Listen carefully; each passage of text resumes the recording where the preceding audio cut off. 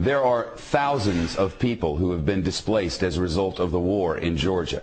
Tens of thousands, even hundreds of thousands if you believe reports.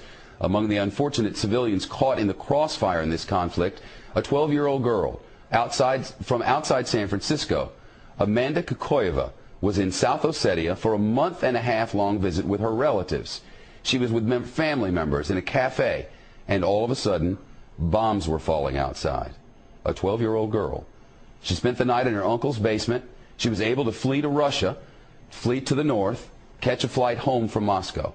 With us now, Amanda Kokoyeva and her aunt Laura, live with us from our San Francisco bureau. It's great to see you. Welcome home. Thank you.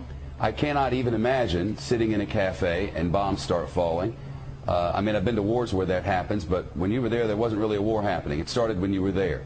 Describe for us what that was like. It was really scary. I didn't know what was happening. We were just sitting normally, and everybody from outside started running in, and it was just so scary. Where did you go? What did you do?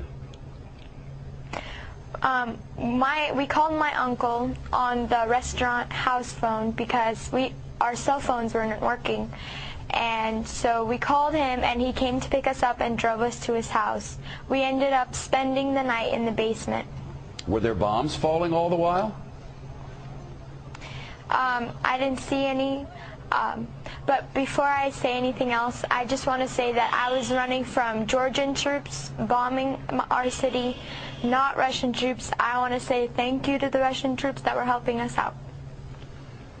Where is your family now, and how are they? Some of my cousins, aunts, and uncles are in North Ossetia right now, and they are safe. But my grandma and some of my aunts and uncles are still back there, and I don't know. We don't have any contact with them. I don't know if they're alive or anything. Wow, I know your aunt is with you. This I cannot even imagine. I mean, seeing a 12-year-old go through all of this, it must have been horrifying. Yeah, it was horrifying for all of us. And main thing I wanted to say on television, I want you to know to whom to blame on this conflict. That's Mr. Saakashvili, who started this war, and Mr. Saakashvili, who is aggressor, and who in 2 days my people, Ossetian people, were killed and were bombed, and 2,000 people were killed in 1 day. And that's what I am against. I would never cut you off. Unfortunately, a commercial break will take us there in 4 seconds, whether we like it or not. I'll bring you back after the commercial. You don't want to hear that. I'll be right back with you. Stay by. Back with us from San Francisco. This program ends in less than a minute, but I want to give you 30 seconds to complete your thought.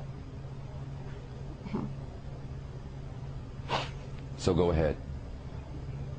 Yes, my house is burned in South Ossetia, where I lived, and we can blame only one person, and Georgian government. I'm not blaming Georgian people. I'm blaming Georgian government, and he has to resign. Well, that's certainly what the Russians want. If I had more time, you would get it, but I have but 5 seconds. Thank you both. The young girl's a hero in San Francisco, and understandably, there are gray areas in war.